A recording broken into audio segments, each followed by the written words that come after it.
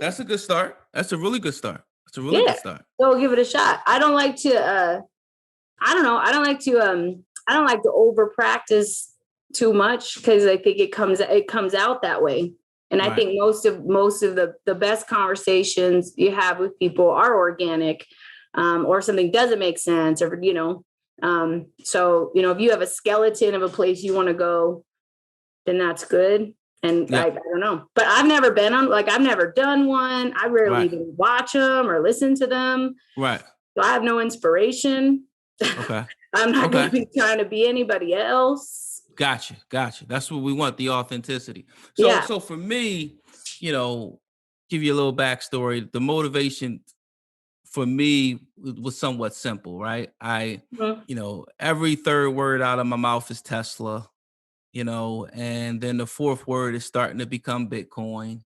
Mhm. I spend a lot of time doing my research through this medium of YouTube, right? And I'm really enamored with this generation, Z. To me, uh, these kids are go-getters. Mhm. They're figuring a lot out, and they actually do want to work, right? But they want autonomy, right? Mhm. And they embrace the challenge of someone telling them that they can't figure it out or they have to do it this way. Because what they're going to do is they're going to figure it out, and they're going to figure out a better way, and they're going Mhm. to do it faster, right? Mhm. So I believe the future is bright. So I've been learning a lot from them. And, I simply thought, well, okay, if you're going to talk about this stuff anyway, and if you're not talking about it, you're learning about it, why not share your journey, create your platform, and give it a go, right? Mhm. What's the worst that could possibly happen, right?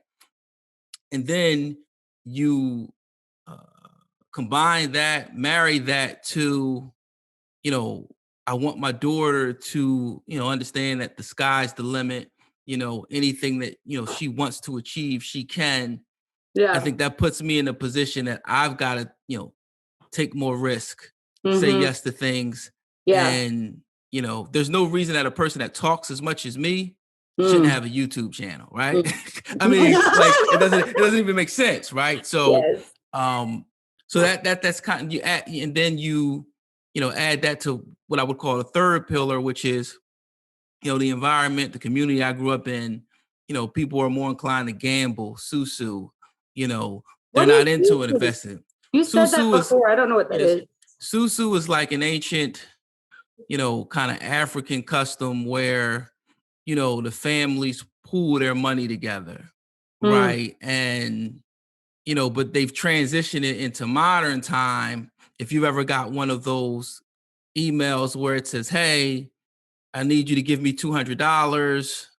And then once you give me $200, I need you'll become a member. And then you get two people to give you $200. And, that pyramid, network marketing, thing, Oh so, yeah. yeah, so people are doing it. And, there's a certain group of people that are making a lot of money, but the science behind that is simple.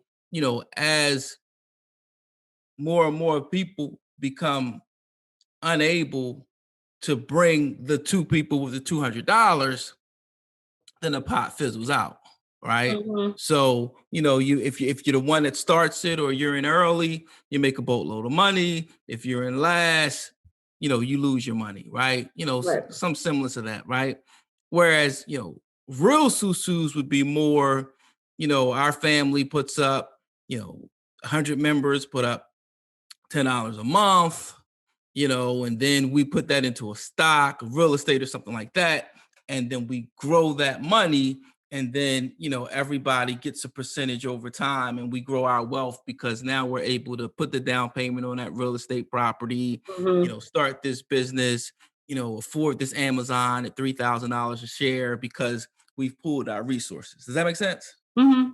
Yeah. So, I've seen an attraction to that, or likely to do that, but apprehension, if not disgust, or lack of interest in investing, especially stocks and bonds and ETFs and things of that nature. So I wanted to play my part in, introducing people, to this world, kind of sharing my journey. And, I have a family of, people that, play the lottery and gamble. And, it's like, man, if, every single dollar that was put into the lottery would have been put in Apple, your net worth right now would be extraordinary, Right. so that's kind of where I am. And then kind of pairing it with some rants, but also some interviews from financial experts, but also retail investors, like yourself, right? Mm-hmm. Potentially new to the space, and just getting, that perspective and that, journey, so that, we can, kind of cover the gambit and, appeal to a broad audience, right? Does that make Mm-hmm. sense? Yeah. Does to get us aligned? Okay. Yeah. So if if we start, yeah, I'd love to start with your conversation you told me about on Clubhouse, a couple days Mhm. ago. And maybe, what you thought was a resistance to the modern day, retail investor and their success. Yeah. So looking at, I think Clubhouse the other morning, getting on there. So yeah, I'm new to that too. So I'm just kind of like, in the mornings, a lot of times Sundays, Monday mornings, I'll jump on a couple of the stock ones that I like to follow, see if there's any cars I want to chase that week, and see whether I put them on my watch list. And Right. and in closing, there was one of the conversations in closing. There was this guy, and I don't even know who he was, but just talking about that it just blows his mind that people are trading from phones. He's like, I just can't. It's ridiculous. This Wow. is insane. And I'm like, I got they from one thing, and it's like you could see him. Like obviously, Clubhouse you can't see people, but like his Right. tone was so gross. You could see him, Yeah. and he's like, from this little phone. He's like, I have 5 screens, 5 screens. I just imagine him 5 in his house, Wow. 5 screens. Right. Right. Like, and he's like, I got a Bloomberg machine. I don't know what the hell a Bloomberg machine is. I'm just gonna be honest. I Googled it. I do now. Okay. I Got you. didn't then. I've still done okay from my little phone. Like, and it's just the confidence I think was astounding to me, because I think to the younger people, like the idea that you could do more with less is a big deal. Like younger Ah, people want to do more with less. They want to be more sustainable. They want to have less of an impact. They want to do it as efficiently as they can so they can get back to the beach or the couch right. or whatever they like Right. to do. So like, what? So to a younger, like for him, I think he was being really disparaging. And I don't even know that he knew how hard he was selling retail investing to young people. I was doing a complete opposite. Yeah. I'm like, what? Like anybody who's listening to it that's younger is like, wow, this is, oh, I mean, he just sounded like a dinosaur. So it just was funny to listen to him speak with so much confidence rather than embracing it. Like there's so Right. much opportunity out there. There's so much, and there was he's just a lot of disdain, I think, like in Yeah. his voice. Yeah. No, I mean, it reminds me of the whole GameStop phenomena, right? Like, the disdain from CNBC and, I literally, it was an exchange between Mark Cuban and one of the guys on CNBC. And the guy kept, there's no fundamentals, what are the fundamentals of GameStop? And, Cuban's like, fundamentals are bullshit. Like that's not the only determinant, Yeah. of a stock, and he's like, if it's not a dividend stock, then it's speculation, no different than a piece of art, no different than, you buying Amazon at $19 a share and now it being worth, without any splits, like 21, $22,000 a share, right? You're buying it with the thought, that it's going up. Mm-hmm. And, it was beautiful to hear the people like Mark Cuban and Chamath, fight for the retail investor, and basically say, leave them alone. Like everything's not about fundamentals. There's also technical aspects to a trade. And the technical aspect of this trade was extraordinary. You found the place that was over leveraged or position that was over leveraged. People were too short. They were short 105, 10% of the float. And, once again, some Generation Z person or late millennial person figures this out and tells everybody, let's go after it. So the beauty of it is the second time around, it's not as publicized because GameStop is in the 200s again right now. Like they've done it again. But their cries of wolf or whatever you want to call from the traditional mainstream media, it fell on deaf ears. Like nobody's wanted to hear it. You got a Congress hearing. There's nothing to see here. There's nothing. To be clear, on the Congress hearing, the Robin Hood guy was a mess. Yeah. Like a hot mess. Like DFE came in there like amazing, ignited a whole piece. Like anybody who was thinking about was selling was like, we're still in it. Yeah, exactly. So he threw his script, reignited the whole movement, and the Robin Hood guy is, I think he's from Bulgaria or Hungary. Yeah, Vlad. That's all I got. And I think that's from a meme. I got that from a meme. I don't know if he said that. Yeah. And it's crazy too, because I do think Vlad and Robin Hood opened the door for the retail investor. Mm-hmm. And I actually think that Vlad's getting a raw deal to a certain extent. But I think the guy from Barstool, I can't remember his name right now, I'll look it up. I think he really made an excellent point when he said, Vlad, if you were really being fair, you would not have only suspended buying the stock. Mm-hmm. He said, because you killed the kid's position. And, he gave a million reasons why you were only allowed to sell. And as much as I wanted to support Vlad and say he was getting a raw deal, I couldn't give it to him. Like that was the one thing when I was like, listen, whatever you say, somebody leaned on you, somebody called in a favor, and you cheated. Like there's no other way to say it. You cheated. Mm-hmm. However, the kids waited you out. They let the Congress hearing blow over. Make sure, are we okay? Are we all right? And now it's back up to 243. But then they give DVF a public stage to say publicly to their face, I like the stock. And yes, I'll be buying more. The next day he posts that he bought 50,000 more or whatever. I don't know how, like he was amazing. He was amazing. And they he's not said, a cat. And he's not a cat. Yeah. Look. Hey, look, his executive presence, the way he handled it was awesome. He had his rationale for the trade, and he had got in much early, maybe around the time Michael Burry got in, mm-hmm. So they were like, well, did you see it going this? Well, yeah, potentially. But one of the points that he made that I agreed with was it didn't go back down to 4 or 6. It settled between 40 and 50. Yeah. Now, as I was watching it, I was like, this validates him no matter what anyone says. Because the way they planned on this happening was it went up to 500 and then it dropped all the way back down to $4. Mm-hmm. I don't think it dropped below 40. And if it did, it was for a short time.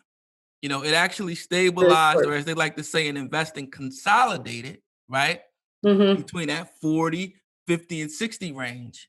And then it went crazy again, so yeah, I mean, it was just awesome. It was awesome to see. But the vitriol that you heard from traditional investors, even the Buffetts and the Mungers, like all of these guys who have made all of their money with their little dividend plays, over 60 or 80 years, mm-hmm. They were very, very, very, very upset about, some of these kids, making this money in anywhere between 18 months to 18 days. But it tells you a lot.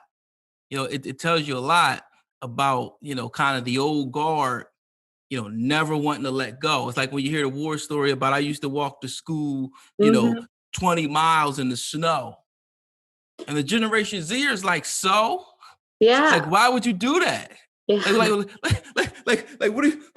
you want me to feel about that? Like, I'm not doing that now. Like, and whatever you think that puts in you, that's great. Hopefully you passed it down genetically, but if you didn't, I'm not trying to get it. No. And I think it's like you hear them grasping at straws. Like, I think, the only hope I have for them is that when they watch their own stuff later, they're like, shit, that was stupid. I don't know why. I shouldn't. I was scared. I don't know why I said that. Because in the moment, people are looking at it like, So you have 5 screens and a Bloomberg machine, and you're like calling this kid stupid who just made like $100,000 on his phone on his lunch break. Exactly. Hopefully you're smart enough to know later, like that wasn't the play. And I don't know what you were trying to do. But nobody feels bad. Like nobody's tore up. But I saw a thing the other day. It was, I wish I could give him credit, but I forgot his name. But he was talking about how lions will never teach the zebra how to get away. He's like, lions will never teach the zebra or the wildebeest or any of the gazelle. They're never going to teach them to get away, because if they get away, what are they going to eat? And I just think, and like that hit. And if it was specifically around finance, it was a TikTok, but really, really solid source of information these days. But no, it is so true. Like, these guys aren't going to tell you how to make the money, because the money they're getting is your money. We're all competing for the same money. Right. So why are they going to tell you, okay, this is how I did it. This is how you do, this is how you can scale it within this amount of time. You can take now cash that. Like, no. Yeah. They'll see you when you get there, if you get there. And they're probably going to put some shit in the way along the way, just because, maybe not on purpose, Right. It's like the scene from Wolf of Wall Street, right? When he tells them that if you make your clients some money, and then Leonardo DiCaprio, who plays the wolf, he's like, so you cash him out. The guy's like, whoa, no, you never cash him out. People like, you get another good idea. You get another great idea. He said, if you cash him out, it makes it real to them. We don't want to do that. You want them to keep playing, And as you said, with DFE, I think you called him, he's changed it. He's created generational wealth, for his entire family. And to me, that's what the market is designed to do. The market, and Dr. Boyce Watkins says this, and I agree. If you want to change, the trajectory of your family, create generational wealth, the stock market is the greatest, generator or transfer of wealth possible. I just think a lot of us just haven't played, and And I think that the biggest game changer of all is going to be, again, the millennials. Sure, that's specific that they are. We grew up gaming, right? We grew up, but like in a very simple way. And I think that's something like the rationale that I heard about, like, you got these kids who were part of the 2008 crisis. Maybe I'm detached. I have been called insensitive, detached, and a jerk before. Right. So maybe I'm detached, but like, I'm not out here trying to like ruin hedge fund people's lives. Like, I'm not like, go cry yourself to sleep. Like, it's not my thing. I just want to make money. And we grew up gaming, and gaming is really just algorithms and math and like, so, and watch it. So when you can transfer that skill, and you got a little bit of time, and then you create the tool, such as retail trading, like Robinhood, and then you have the accelerant that is the internet. I mean, millennials have done okay, but I think Generation Z are going to be incredibly wealthy at a ridiculously young age. We're going to get 25-year-old millionaires. Exactly. From whatever the hell games they play. I don't even know what games they play, but they play games, and they're going to transfer that skill over, and they're going to use the tools through retail trading, retail apps, and then the expediency of the internet, and they're going to crush it, and everybody knows it. And you just hear the old people, and they're just grabbing at straws, just like try to like, no, keep us in. It's over, man. Right. No, and that's the part, that really, I won't say bother me, but it was somewhat hilarious, like listening to all the people on CNBC, basically try to say, I'm just so concerned about the retail investor. Like, I'm just so concerned. I'm like, man, like, do you want an Oscar here? Like, what are we doing? Like, stop it. Like, stop trying to make anyone think that you're just so concerned about, my grandmother, getting hurt, like this is laughable to me. Like, this is why you're throwing up the bat signal. Like, really, like, and I think you were telling me the other day that was one of your peeves. So I love to hear you talk about that a bit. Oh yeah, no, it's the for everybody else, for the good of the people. And I just, that's obviously a trigger thing for me, the good of the people. Like, I'm not again, not my thing, Right. like the good Right. of the people. There's a lot of things you could do for the good of the people, but encouraging them to not pursue their financial future through literacy and managed and skilled risk doesn't Right. seem like a sincere concern. And more so suggesting that you're in a better position intellectually to make those decisions for them Right. is bullshit squared. You know Right. what I mean? Right. For me, you're going to do things for me because I'm too stupid to do things for myself. And you want me Yeah. to say thank you for that? Yeah. Yeah. You want me to be Yeah. grateful for that? You want me to pay a commission for that? You Yeah. want me to stay poor for that? For the courtesy?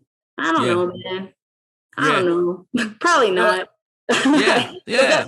The best I can do is just not say shit when I see you. That's the courtesy I can give you, is when I see you out here doing stupid shit, saying stupid things, trying to slow me down. My courtesy to you will be to just walk past you. Right. And Right. that's probably the Right. best I can do. Because this is Yeah. an alternative. You know what I mean? Like, we see you. Stop. Now we definitely see you. And then like, who did you help when you got trading halted? You know, because you brought up all this awareness to it. You cried. And some of the journalism to me was even irresponsible and inauthentic, if you want me to be technical. But this is and then you get regulations, and regulations are going to hurt the little guy. You know, it's like Chamath was saying. He was saying, okay, so I've got to have 100,000 to even invest with these people, right? And I don't have it. So basically, are you telling me that means I can't play at all? No, Robinhood opens the door. They take away fees. I can put $200 into an account, buy some options, and turn that $200 into $20,000. I want to take the shot. Like, don't give me a fine for not wearing a seatbelt. Don't give me a fine or regulation. If I lose, I lose. Like, and why do you care now? exactly. Why Exactly. now? What was the trigger event here? And I think that's just something that I see too. So we've talked about this. I just think there's like an indoctrination of fear that we all have. And I think there's tons of different reasons that people do it, right? I think it's on purpose. Sometimes I think it's not on purpose. I think it's, it is actually sincerely with the best intentions, because you have somebody who maybe doesn't get it themselves, whatever. They don't necessarily understand the handicap. But really, I think when they're doing it with the best intentions, it's really just a projection. You know what I mean? Yeah. Yep. It's just a projection of their own fear. And somewhere in there, they actually don't want you to win because they couldn't, because it's impossible. Because if you get it, that means maybe they could have got it. And then what? So it's like, no, let's just stay here. Let's just stay here. We know what it's like here. It's safe here. Right. And it's like, I think that it does take people within the generations to step outside and to try something and take that shot. And who is anybody to tell you not to? Right. Inside or out. And if it's on you, it's on you. So I had somebody tell me that, somebody who's made almost no money. I think total they put in $1,000, 50 at a time, and which is fine to put however much you're comfortable with, whatever you can do. That's not a judgment on how much, right? But it has made a really conservative return. And we were talking about a trade that I had made. It's somebody I'm close to. Don't really talk about it a lot with a lot of people, but somebody I'm close to, and we talk about different things. And I shared a recent trade that I had made that panned out very well, really quickly, much quicker than I had anticipated. So I was excited. Do you want to share that trade? Because I'm a nerd. No. Why not? Yeah, fine. Yes. Well, you already know about it anyway. But anyway, I'm anxious to hear about it. I know nothing. The little stock you don't know about called Tesla. Never talked about it on this call. Never talked about it. I basically found them. It's a very unheard of stock. It's very, it's a great time to get in. No, but no. So when they dipped, when they took the tank last Friday, I sold everything. I was going to refinance my house. Absolutely. Put it in. So I sold everything that I was in a really strong position on. So I was really fortunate with a few that I had that they were already kind of really close to my sell anyway. Yep. So I sold them up. I had a couple that I sold at a loss just because I was going to make more in the game than I made it up. I knew I was going to make it up pretty quick. So I sold and consolidated about 60% of my portfolio on Friday. And then on Monday, I wanted to get some more. And then Tuesday, they made that 20% leap just in one day. Absolutely. So it was a really, really big jump. And I expected it to be a couple weeks or a month. And I'm hanging on for a really long time. So it doesn't really matter. Like this isn't going to be a quick trade for me. I was looking for something I could kind of set and forget with a big chunk of what I have, because there's a lot of moving around that I have going on. So, so that was perfect opportunity. But anyway, we're talking about it, and the person was like, okay for a minute. And, they're like, oh, that's awesome. That's great. And then they just really suddenly turned to like, I'm really worried, about some of these people out here, like, not you, but like other people who are like, they're doing well now, but the market's not always like this. And they're going to think it's like this, and then it's going to not be like this. And then what are they going to do? Mm-hmm. I'm like, well, they're going to turn around and short the market. That's what they're going to do. They're going to adjust. They're going to pivot. Figure it out. Yeah. Yeah. Maybe they'll go into real estate. Maybe they'll move to Bitcoin. Yeah. Yeah. But if they're people who, when they see the opportunity, they take the opportunity, don't worry about those people. Exactly. Because those people stay worried about themselves most of the time. Yeah. And they're always looking. They're always checking the temp. And if they lose, they lose. It doesn't mean they always win. But I'm going to tell you, those guys with the 5 screens and the Bloomberg machines, they don't always win. So what are we talking about? Are you telling me if I was an 80-year-old white man with 5 fucking screens and a Bloomberg machine, I would never lose? Yeah. Then I'd say I got no chance. Then I'd be like, oh shit, I can't do anything. I mean, it's over. There's all these. I mean, I could buy the screens, but that other stuff, I'm beat. Yeah. No. So, but they lose too. Everybody, that's the game. Absolutely. Yeah, man. Look, I don't even. I almost said I appreciate your concern for me, but I really don't. Like I don't even appreciate the concern. Like I don't want you to be concerned about me. I don't want you to live secondhand. I want you to live your own life. Like, if you had more concern about your own life, maybe, you wouldn't be as concerned about mine. The evolution of my thinking has been so bizarre that it actually makes me mad. Yeah. As you can see, even now, absolutely. In retrospect, when someone tells me they're worried about me, or they're doing something. Somebody said recently, like, we were just trying to protect you about something, a decision. And I'm like, from what? Exactly. My reflection? Right. It's everywhere I go. Right. I think what the John Galt said, if I'm wrong, I learn, which is a valuable lesson. Mm-hmm. And if I'm right, then I reap the benefits of that correct decision. Mm-hmm. So, in either one of those outcomes, I don't lose, right? So in essence, when that person is having that fear, that concern about you making a mistake, they're actually trying to hinder your development, right? They're trying to hinder your development. They're trying to hold you back. They're trying to keep you stagnant. They don't want you to grow, right? Now, do they know that's what they're saying? Yes, To me, I've learned that they know exactly what they're doing. Right. I'm not giving people the benefit of the doubt anymore. I think CSNBC knows what they're doing. Yes. I think because now you're part of the Tesla community now, right? You've invested. Like the FUD, right? The fear, uncertainty, and doubt that they propagate insensitively. Like, so for instance, when we were talking, I think we were talking on Friday, and I told you that I just saw that the SEC had filed charges against Elon. Okay. Not true. Okay? No, it was his own people. It was his own investor. Come on. So CNBC reported this though. Mm-hmm. Like, so this is a mainstream journalism media outlet, and you irresponsible. Like, it's like you're doing so much to me to try to tank the stock.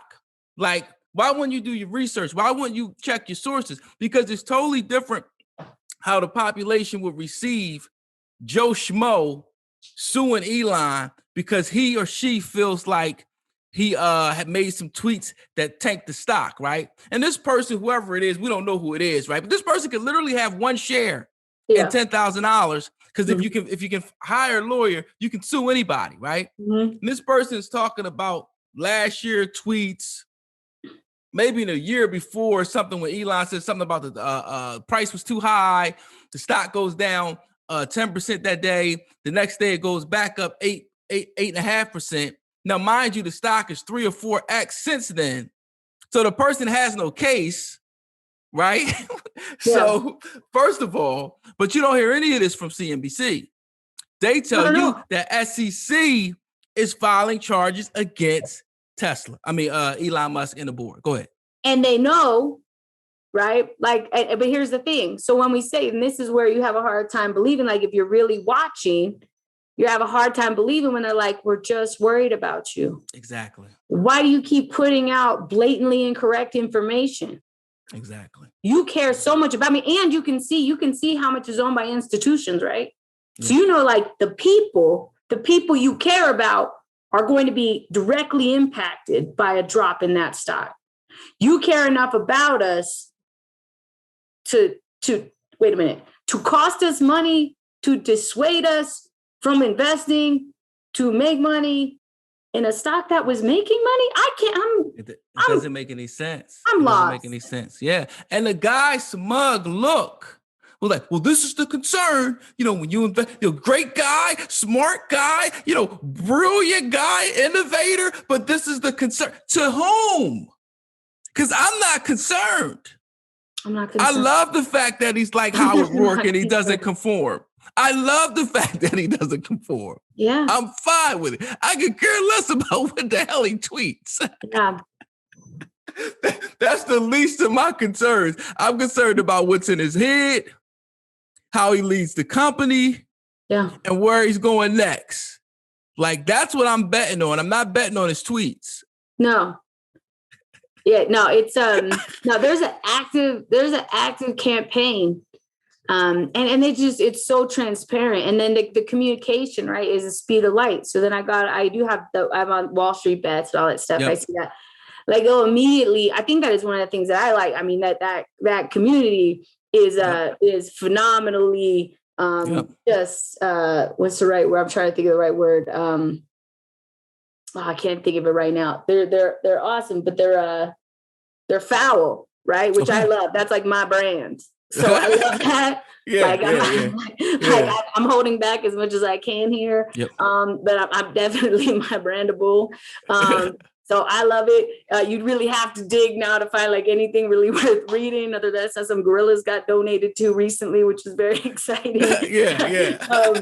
But the how quickly you can get the message out about like, nah, that's BS, or hey, and I think one of the most powerful things that they've done is that they've helped with people like the whole diamond hand thing, right? Like, you got diamond hands or paper hands? What kind of hands you working with, right? It dipped. We knew it was going to dip. Buy more. Yeah. So, and while with Gamestop, they're gaming it a little bit. I mean, there's people who actually know what's happening, like you're talking about with the flow, and other ones that are just like, everybody's going that way. I'm going that way too. Exactly. And that's their choice to do. You know what I mean? But there is like legitimacy, like even within that of the trading, some of the principles that they talk about throughout the course of that thread are incredibly relevant through traditional trades. Exactly. So it's like creating this whole new like millennial Gen Z language around trading, which only makes it that much more of a thing, right? It becomes that much more of a movement because now we've got our own words, we've got our own. So there's a girl that I work with. She overheard me talking about. I was visiting somewhere else, and she overheard me talking about it to somebody. I was on the phone. Yep. I didn't know anybody could hear me. I'm loud. I should know. Like, people hear me. Like, you people can hear me. But she comes like running down the hall, and she's like, "Were you talking about the GameStop thing?" Yes. I'm totally into the GameStop thing. Like, me and my boyfriend, like, we just bought a bunch. She's like, tomorrow, like, he's calling off work. Like, I don't think I'm like, oh my God. Yeah. So it's like, we got to watch this. This is must-see TV. It's absolutely incredible. And she'll shoot me a message every once in a while. Like, she'll send me a snip from something, so it's like a whole different. And I think that is how you create a culture and a subculture. So I think the harder the institution pushes back, the harder the media pushes back, the harder the dinosaurs push back, the more inciting and ridiculous and foul and profitable this movement is going to become, because I think that millennials and Gen Zs they're fine with being antagonized. Yeah, it doesn't bother them in the least. It's part of the game. Exactly. Everybody loves a villain. Everybody loves a villain. Everybody's mad. Yeah, what the Steve Austin was in wrestling, right? The anti-hero, right? Yeah. So not a villain like a person that hurts people, but like the anti-hero, right? But a lot of times those people end up galvanizing the crowd, and that's the person you end up rooting for once you see past, the FUD, right? The lie, the spin that made you potentially look at this a certain way. Now you realize, what the hell, we missed out. We could have got in at $4 to $10 a share. All right, well, we'll still get in at 30 and see what happens, right? So, and it's interesting because you brought up some excellent points. It's also educating, like you said, more people, more water cooler talk. Like now people are like, well, what's going on with stocks? And I don't know if you're familiar with Godfather 2, one of my favorite movies. But there's a scene when Michael Corleone is in Cuba, and his driver is driving him to this event with Hyman Roth, and the rebels, something happens at one of the gates, and the rebels like let off a bomb or something.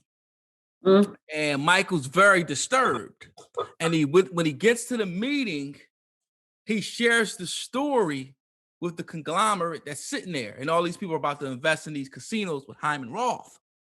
And when he shares the story, Hyman Roth, of course, is bothered because he knows how smart Michael is. So he says, what did it tell you? And Michael says, it told me that the people could win. And like, to me, when I think of Bitcoin, when I think of GameStop, when I think of Tesla, like, I really believe that this is the paradigm shift. This is, instead of us going with the people that claim that they're doing it for the people, right? We're seeing through their BS, and we're realizing that no, us actually, the people, can win, right? Yeah. We can become rich off Tesla. We can become rich off GameStop.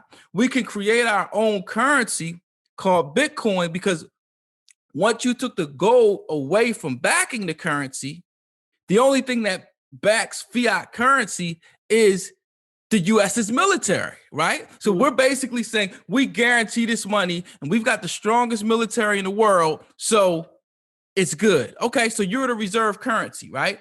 But then all these politicians come in and they keep pushing buttons, and they keep diluting the currency. They keep diluting the currency. They keep diluting the currency. So now what $3 would get me last year, it'll take $18 to get, and 10 years from now, it'll take whatever, right? So, but once again, the Generation Z, the millennials, they're so sharp, they're seeing through all of this garbage. They're like, well, heck, if gold's not back in the currency, and all money is a representation of the effort, the labor that I put in, then what this means is when the politicians push these buttons and create more currency, they've devalued the effort that I put in. So I put in 40 hours worth of work, whatever. I made $1,000. I put it in the bank. Well, now that $1,000, because you push the button 2 or 3 times in 1 year, is not worth $1,000, if that makes sense. So the effort that I put in is actually, you're depreciating that I did that work. I actually did 40 hours worth of work. You follow me? So what Bitcoin is saying, oh, okay, well, here's what we'll do. We'll put our effort into something else. It's blockchain. It makes sense. Everybody can see it. You can't push a button. And guess this, Rachel. Not only does it not depreciate, what I put in, I get more out. Does that make sense? Yeah. Like, and that's what because it took me a long time to get on the Bitcoin. Because all I kept thinking is, I'm going to put my money in here and it's going to disappear and it's going to be over, right? I didn't understand blockchain. I thought I understood money because I read Wealth of Nations and a couple economic books, but I didn't understand the complete part that once you took the gold, it's literally whatever we say we accept, we accept. So if the entire world decides to accept Bitcoin, you can't stop us. We can actually win. And look at the value. It's $60,000 a coin. Yeah, it's insane. As we speak. Are you kidding me? You better get in now. It kills Because me when when it's they're like, six, but go even ahead. like feel like that, right? Like a couple weeks ago, so it hit 50 and like catastrophic dip 10% for Bitcoin. Oh my God. I'm like, oh God, what happened? Let me get in there. I'm like, it's $48,000. Yeah. They sound like they're celebrating. Yeah, it's crazy. The bottom fell out. Oh, like, I'm like, oh God, like, good thing I held out. I'm like, oh no, it's still like, that's a lot of. Look. No, you're funny. I agree with you. Because when I saw it, I was like, oh, this is a buying opportunity. Is it down to 30, a 25? Like, it was 48. I was like, are you serious? Like, nothing's happened. And this is what's crazy. Once again, when they attacked Elon puts 1.5 billion of Tesla's money. Mm-hmm. Now, mind you, they had 20 billion in capital. So you're talking about maybe 7.5, 8%. But remember, at that point, the company was worth $800 billion. Mm-hmm. So it was nothing that he put in there. But when he made this investment, Bitcoin was somewhere between 27 and 32,000 a coin. Mm-hmm. So he's made 1.5 billion for us already, Rachel. Yeah. Are you kidding me? I think that's what I had to tell. So that when I was talking about my Tesla investment, like I only have so much runway before I get irritated with, because like I said, the courtesy is I'm not going to even have the conversation with you. That's the best I can do at this point. I'm evolving as a person. Right. Someday, maybe we'll be there. Right. For now, I'm going to walk past you and I'll come back when I'm doing better, when I'm feeling better. So, but working through it with her, like, it's like, I'm just worried. And I just had to tell him like, yeah, well, I got a however many $1,000 runway. Yeah. You know what I mean? So don't worry yet. You know what I mean? Yeah. I mean, and nobody's watching it harder than me.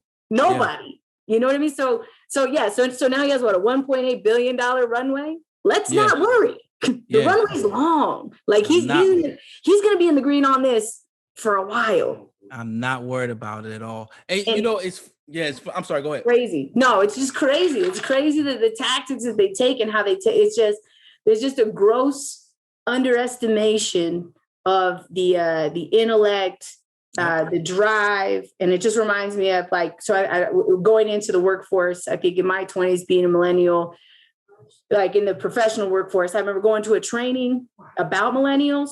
Yeah. Right? I was like 22 years old as the only millennial in the room, like just by like a long shot, like by like 10, 15 years, trained and put on by a 50-year-old guy, right. Who we all know hates me, right? Absolutely. He hates all millennials. He hates all of us. Yeah. I thought it was personal. I didn't realize it's, till I went to the training, it was, it's not just me, it's my kind. Yeah. Anyway, but like these gross generalizations that people do to make themselves feel more comfortable and more relevant. Yep. It's the fucking Alamo. Yeah. Yeah. You know what I mean? You're like, I feel so safe in here. Like, oh, stupid millennial. Like, we're all going to meet here and we're going to talk about them. And we're going to classify them. We're going to break them down. We're going to throw numbers at them because, they can't. Numbers? Yeah, numbers. They'll be all right. They grew up gaming. You know what I mean? They've got a sharper and a better understanding of not just technology, like not just the internet. Like, they can build the internet, right? Yeah. I can use the internet. They can build the internet. Like they can create entire new platforms in a split second to optimize what they know, to share what they know, to like. And so that was on Wall Street Bets today. So I just got GitHub today because I'm like an elderly millennial. Like depending on the chart you look at, I might not be in it. Yeah, you're funny. You're right on the border. Yeah, you're right on the border. Yeah, I'm borderline. You know what I mean? I'm right in the middle. Like the Gen Xers don't like me because I'm just not there enough, and then the millennials are like, they're like depending on what dictionary we're in, you're over there. They're like, pick the chart again. Yeah. I'm like, okay. I forgot where I was even going with it. Oh yeah, but anyway, so sorry. Focusing back to being in the anyway, getting on GitHub. So I got on that today, where some guy on Wall Street Bets created something on GitHub where he could grab algorithms where you could kind of look at your own forecasting and stuff like that. I don't know what GitHub is. I'm like, all right, downloaded it, set up an account. So now I'm out here like I feel like in 2021, like I'm 800 years old. Yeah. Yeah. No, so if I'm that old, if it's you know what I mean? And they keep you young. They're teaching you. I think they said, one of the scriptures, I think they say a child should lead. And like that's the approach that I've taken. Like I just look at them. I'm so impressed by the quickness of their mind, right? Yes. Everything is always at its peak. So I'm humbled, and I just trying to learn. But you have to champion that. Like you absolutely have to champion that. Like that, they are the future, right? And so I hope nobody ever has to go through one of those trainings. Actually, it was the weirdest thing I've ever been. They were like, they're like, did you know millennials' parents call them off work? What? Whose parents? I don't even, my parents, what? It's just crazy the things they say. Like, so, God willing, like, hopefully millennials will not do that to the next generation. They will embrace the new wave coming and see that they are the catalyst for the future, and be better mentors and shepherds than we had. I don't know, maybe just me, maybe, I don't know. I've had a handful of really good ones, but the next wave is going to move way faster, way stronger. But think about the misunderstanding, right, that you have to have as a person when you don't realize that the future is the future. So you're upset about it. You denigrate it. Like, no, this is the next generation. Like, so you've got to celebrate it, right? But these are the same people that are shorting Tesla. These are the same people that want Bitcoin to fail, right? It's all connected. Like even my daughter, right, ALSET, we were going to see her grandfather and my aunt's son. So we're in the car and she's playing with the Apple tablet. And my aunt is like, how does she know how to find this stuff? But it's not like I hate this kid because they know how to work a tablet. Yeah. It's like she's 2. She said you could tell how old she was. She was like, she's gonna be a great texter.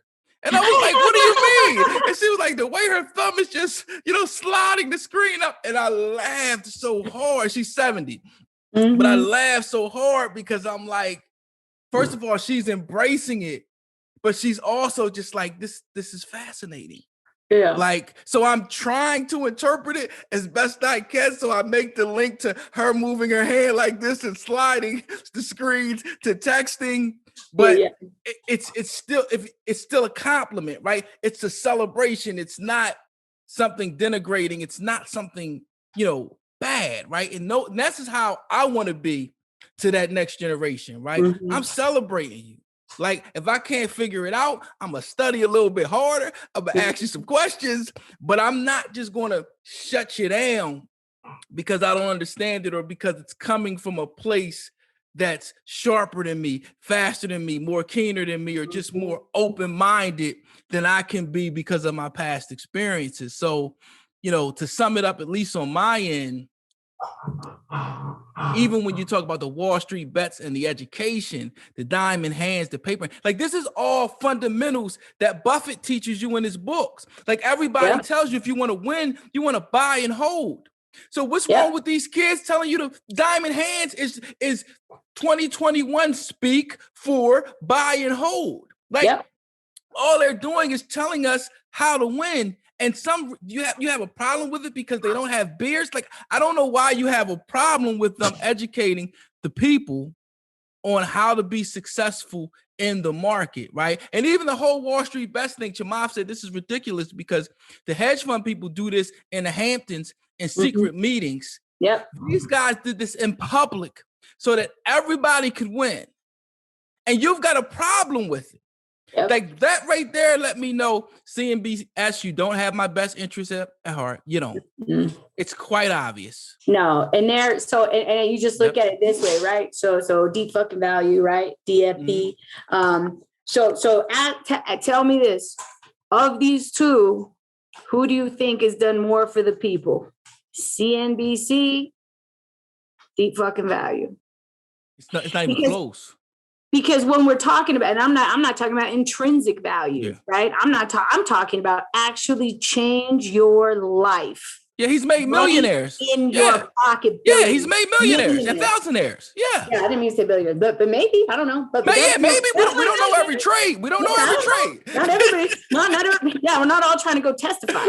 Okay, right? But it's not me. It's not me.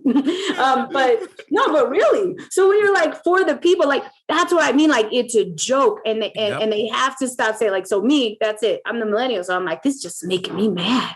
Trying to trick us. And like the next wave is just like they're like making a meme about it. Like I'm out here like you sons of bitches. And they're like just making the most ridiculous memes that I'm like that I'm gonna share and post. I'm just like you clever 13-year-old. Oh my God, that was good.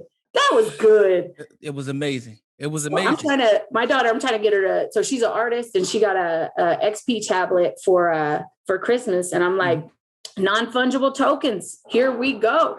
Yeah. So we're jumping on Maker's Place. I'm like, look at this. Like, this is a shadow of what you could do. You know what I mean? And so reaching out and trying to figure out how she could try to make a non-fungible token. Like, why not? Put it up. Yeah. Maybe someone buys it. Maybe they don't. People are buying pictures of shoes. You know what I mean? I got shoes. Exactly. I got exactly. Candy. Yeah. And so it's just there's a generation that is not afraid, and they are taking over. And I wonder how much of it is knowing like time is of the essence, trying to be sustainable, doing as much with as little. And for entitled generations, they are hustling. Yeah. And everybody should learn from it. Yeah, You're never too old. You're never too old. I was telling my aunt, and she was saying, well, you say 5 or 10 years. She was like, well, I'm 63 now. So what do you think that means? I said, well, do you plan on dying tomorrow? Like, do you think it's over? Because I'm like, as long as you're alive, like you got to keep playing to win. Yeah. So, I mean, it doesn't mean, okay, because I'm 63. So I got to keep playing the lottery because I need it quick. Meanwhile, you keep losing, because what if you live to 70, 75? Then all of that money, whatever, 80, all that money that didn't pan out, there's nothing. Eat right, work out, see the doctor, invest, play to win. Who knows? I can't tell you what to do. I'm just telling you, if I was 63, I'm going to be running the track. Mm-hmm. If I'm physically able to, like I'm going to do what I can to hold out. Me and Stephen Mark Ryan say this from Solving the Money Problem. One of the guys that inspired me to start the channel. I'm trying to stay alive long enough for someone to figure out how to make us live forever, because I believe it's going to happen. So if it happens tomorrow, then I want to be here. If it happens 10 days from here, I'm going to try to be here. I can't tell you I will, but I'm playing to be here, right? Mm-hmm. My last point, and I'll let you go because I appreciate you sitting down with me on the Sunday. One of the things Chamath said on one of his rants about Tesla, because they always ask him, well, have you sold any shares? And he's like, man, stop asking me this question. He was like, let's just say I've got $1 billion worth of Tesla right now. Okay.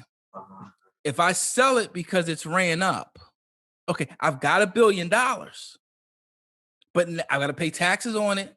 And now I've got $1 billion problem because I've got to figure out what to do with this money.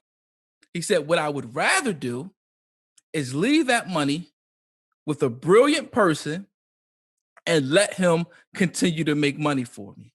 So he said, when you have a Bezos, when you have an Elon Musk, no, you don't sell the stock. They don't even understand what Tesla truly is yet. Mm-hmm. So he said, I'm going to leave it. So then when Elon bought Bitcoin, I was like, that's exactly what Chamath is talking about. Leave your money in the hands of a smart guy or gal, right? Mm-hmm. And let them continue to do what they do. So you don't have to try to figure it out when somebody's already figuring it out. Mm-hmm. So, you follow this. And I think he said this about Bitcoin. He said, the smartest people are telling you to buy Bitcoin.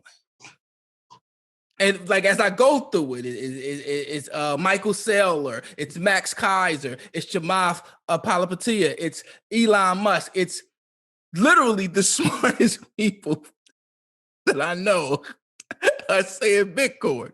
So at this point, I just said, Rach, I'm in Bitcoin. Like, I mean, if somebody gives you the answers to the test, why are you going to say, nah, I'm good? Like, hey. Now I feel stupid and I need to go buy some Bitcoin. Yeah, I mean, I'm not sure how much more evidence I need about their qualifications to make those kinds of decisions. Yeah. It's one thing if a bunch of people that weren't successful, right? Yes. We're telling you to do this. The smartest people on the planet are telling you to buy Bitcoin. Right. So that's what got it for me. Yeah. And then when I watched Michael Saylor talk for about 48 minutes, and I can listen to him talk about Bitcoin forever. But yeah, that sold me. So with that said, looks like you got a couple things going on. Appreciate you. We'll talk offline. I'll let you know when this comes out. Do you want to give any final remarks to the audience? Do you even want to introduce yourself? You never introduced yourself. You're a very successful woman in higher ed, in America. Well, that's it. I mean, what else do you need to know? No, I'm just kidding. I think that covers it. I'm a curious person, just like everybody else. I think so. My name is Rachel. I'm curious about everything, and I think I spent a really long time. I would say the first up till last year of my life, being probably pretty scared about capitalizing on my own judgment and executing on my own good ideas, and spending more time thinking about the shots I didn't take or what other people were doing or why things won't work. And I think the course of the last year has given me time to invest a lot more into myself, made me a lot more confident in my ability to explore at the very least. Okay. Right. At the very least, I can explore. Yep. Right. I'm definitely capable of exploration. And through that, I think I've gained a lot of confidence, but always wanting to learn more. So that's it. Okay. That's it. All right. Kids, family, place of work, occupation. You want to share any of that with the audience? So they know who you are. Can they look you up at Rachel Instagram? They can't see. I'm that old. Like, I don't even know how to capitalize on a platform. That's how old I am, right? I don't even know how to take the moment and turn it into more moments. But yeah, no, I'm on LinkedIn. So Rachel Lawler. I work for a college. We got a few campuses. So I work in admissions, the admissions director. And I've got 2 kiddos and 2 dogs and a husband and all kinds of stuff. Okay. Right. Yeah. Not really interesting. I don't know if that part's the most interesting part of my life, but it could be. They're their highest level priority. So everything I do is for me and them. Awesome.